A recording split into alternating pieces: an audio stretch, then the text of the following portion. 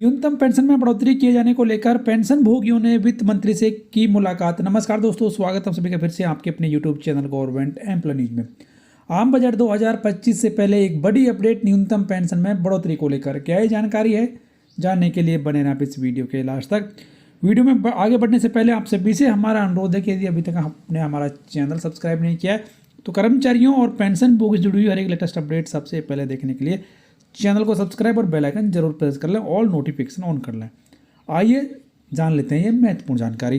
तो कर्मचारी भविष्य निधि संगठन यानी कि ईपीएफओ की पेंशन योजना के दायरे में आने वाले पेंशन भोगियों के एक प्रतिनिधि मंडल ने महंगाई भत्ते के साथ न्यूनतम पेंशन 7,500 रुपये मासिक किए जाने समेत अन्य मांगों को लेकर शुक्रवार को वित्त मंत्री निर्मला सीतारमण से मुलाकात की। कर्मचारी पेंशन योजना ईपीएस 95 राष्ट्रीय आंदोलन समिति के राष्ट्रीय अध्यक्ष कमांडर अशोक राउत की अगुवाई में प्रतिमंडल ने वित्त मंत्री से मुलाकात की। बैठक के बाद राउत ने कहा कि वित्त मंत्री ने प्रतिनिधिमंडल को आश्वासन दिया कि हमारी मांगों पर सहानुभूतिपूर्वक विचार किया जाएगा।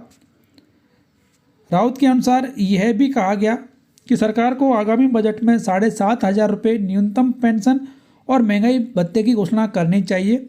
इससे कम कुछ भी वरिष्ठ नागरिकों को सम्मानजनक जीवन देने में विफल होगा। वित्त मंत्री सीतारमण वर्ष 2025-26 के लिए आम बजट 1 फरवरी को संसद में पेश करेंगी। राउत ने मुलाकात से पहले संवाददाता सम्मेलन में केंद्रीय और राज्य सरकार के सार्वजनिक क्षेत्र के उपक्रम, निजी संगठनों और देश भर के कारखानों से जुड़े 78 लाख से अधिक पेंशन भोगियों की दुर्दशा का भी जिक्र किया। इसके अलावा उन्होंने कहा कि पेंशन भोगी 7-8 साल से महंगाई भत्ते के साथ साथ न्यूनतम पेंशन को 1,000 रुपये से बढ़ाकर 7,500 रुपये करने और पेंशन भोगियों तथा उनके जीवन साथी के लिए मुफ्त चिकित्सा उपचार की मांग को लेकर आंदोलन कर रहे हैं।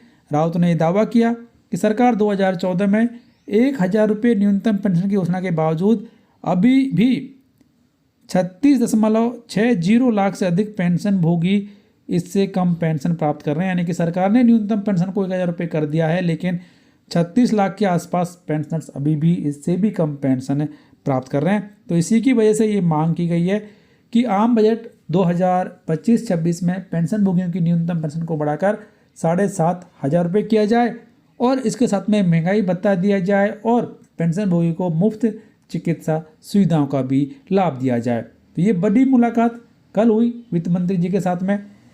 देखना ये है कि इसको लेकर बजट में क्या ऐलान किया जाता है। तो ये एक महत्वपूर्ण जानकारी सभी कर्मचारियों और पेंशन भोगियों के लिए